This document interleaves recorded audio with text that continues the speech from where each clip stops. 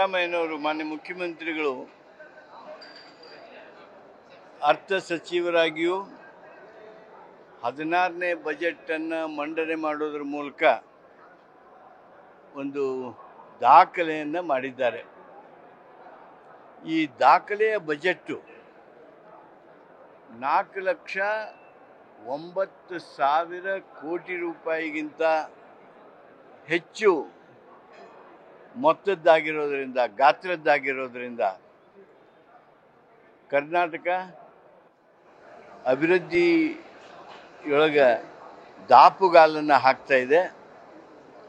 5 ಲಕ್ಷ ಕೋಟಿ ರೂಪಾಯಿ ಬಜೆಟ್ ಮಂಡನೆ ಮಾಡ್ತಕ್ಕಂಥ ಮುಂದಿನ ವರ್ಷದ ನಿರೀಕ್ಷೆ, ಆಶೆ, ಭರವಸೆಯನ್ನು ಈ ಬಜೆಟ್ಟೇ ಮೂಡಿಸ್ತದೆ. 14ನೇ ಹಣಕಾಸು ಆಯೋಗದ ಮೂಲಕ ನಮಗೆ ಆಗಿದ್ದಂಥ ಅನ್ಯಾಯ 15ನೇ ಹಣಕಾಸು ಆಯೋಗದೊಳಗೆ ಅದು ಹೆಚ್ಚುವರಿಯಾಗಿ ಸುಮಾರು 23% ನಮಗೆ ಕಡಿಮೆ ಆಗೋದು ಮಾತ್ರವಲ್ಲ, 15ನೇ ಹಣಕಾಸಿನ ಆಯೋಗದ ಏನು ಹಂಚಿಕೆ ಇದೆ ಅದರ ಮೂಲಕ 12,000 ಕೋಟಿ ರೂಪಾಯಿಯ ಕೊರತೆ ಆಗಿದೆ. ಈ ಬಜೆಟ್ಟು ಹಸಿರು ಆರ್ಥಿಕತೆಯ ಬಜೆಟ್. ಈ ಬಜೆಟ್ ಮೂಲಕ ಸಾಮಾಜಿಕ ನ್ಯಾಯವನ್ನು ಕಾಪಾಡೋದಕ್ಕೆ, ಸಾಮಾಜಿಕ ನ್ಯಾಯ ಒದಗಿಸೋದಕ್ಕೆ ಬಹುದೊಡ್ಡದಾಗಿರ್ತಕ್ಕಂಥ ಒಂದು ಎಕ್ಸಸೈಸನ್ನು ಸನ್ಮಾನ್ಯ ಮುಖ್ಯಮಂತ್ರಿಗಳು ಮಾಡಿದ್ದಾರೆ. ಅಭಿವೃದ್ಧಿಯನ್ನು ಅಲಕ್ಷ್ಯ ಮಾಡಿಲ್ಲ. ಸುಮಾರು 8,000 ಕೋಟಿ ರೂಪಾಯಿಗಳ ಮುಖ್ಯಮಂತ್ರಿ ಅಭಿವೃದ್ಧಿ ಯೋಜನೆಯ ಮೂಲಕ ಒಂದು ಹೊಸ ನಿರೀಕ್ಷೆಯನ್ನು ಮೂಡಿಸಿದ್ದಾರೆ.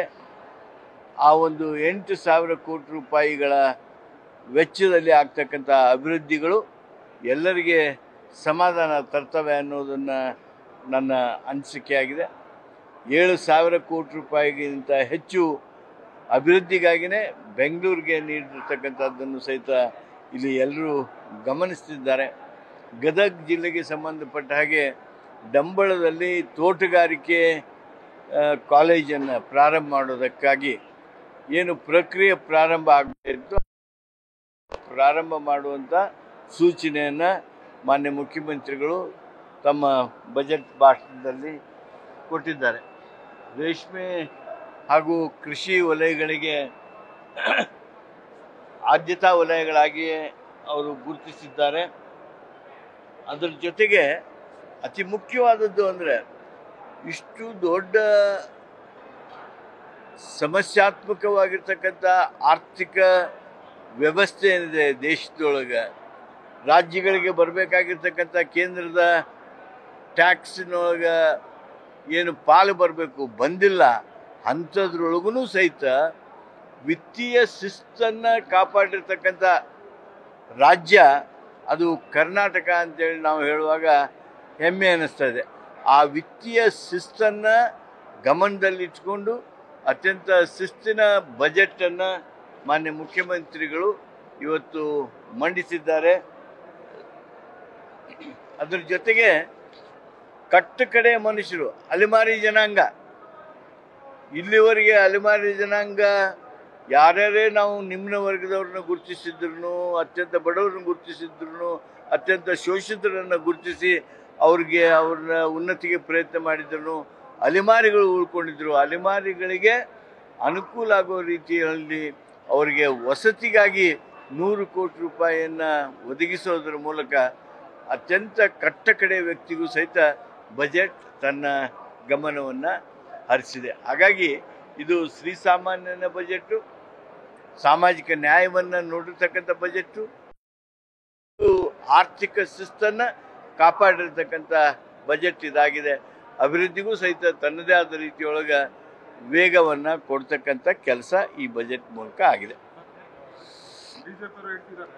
ಇದು ಮುಸ್ಲಿಮರ ಬಜೆಟ್, ಅಲ್ಪಸಂಖ್ಯಾತರ ಬಜೆಟ್, ಜೊತೆಗೆ ಇದರಲ್ಲಿ ಯಾವುದೇ ಅಭಿವೃದ್ಧಿ ವಿಚಾರಗಳೆಲ್ಲೂ ಕೂಡ ಪ್ರಸ್ತಾಪ ಮಾಡಿಲ್ಲ. ಇದು ಕರ್ನಾಟಕದ ಜನತೆಯ ಬಜೆಟ್. ಇದು ಶ್ರೀಸಾಮಾನ್ಯನ ಬಜೆಟ್. ಸರ್ವ ವರ್ಗಗಳನ್ನು ಗಮನದಲ್ಲಿ ಇರಿಸಿಕೊಂಡು ಶಾಂತಿಯ ತೋಟ ಮಾಡುವಂಥ ಬಜೆಟ್ಟು ಈ ಬಜೆಟ್ಟು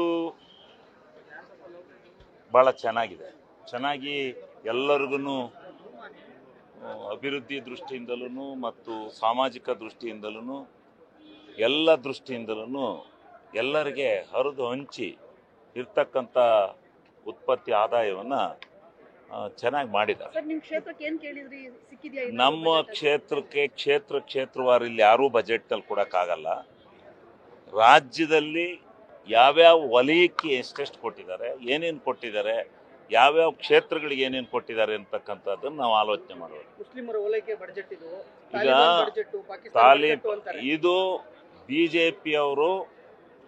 ಬಿಜೆಪಿಯವರ ಸ್ವಂತ ವೈಯಕ್ತಿಕವಾದಂಥ ಅಭಿಪ್ರಾಯ. ಇವರು ಇನ್ಯಾರನ್ನು ದೂರ್ತಾರೆ ಈ ದೇಶದಲ್ಲಿ? ಇವರಿಗೆ 4 ಓಟ್ ಬರಬೇಕು ಅಂದರೆ ಮುಸ್ಲಿಮ್ಸ್ನೇ ದೂರ್ಬೇಕು. ಇವರು ಮುಸ್ಲಿಮರನ್ನ ವಿರೋಧ ಕಟ್ಟಿ ಈ ದೇಶದಲ್ಲಿ ಅಶಾಂತಿ ಮೂಡಿಸಿ ಈ ದೇಶನ ಹಾಳು ಮಾಡಕ್ಕೆ ಹೊಂಟಿದ್ದಾರೆ ಬಿಜೆಪಿ. ನ್ಯೂಸ್ ಫಸ್ಟ್ ನಿರ್ಭೀತಿಯಿಂದ ನಿಮ್ಮ ಪರವಾಗಿ.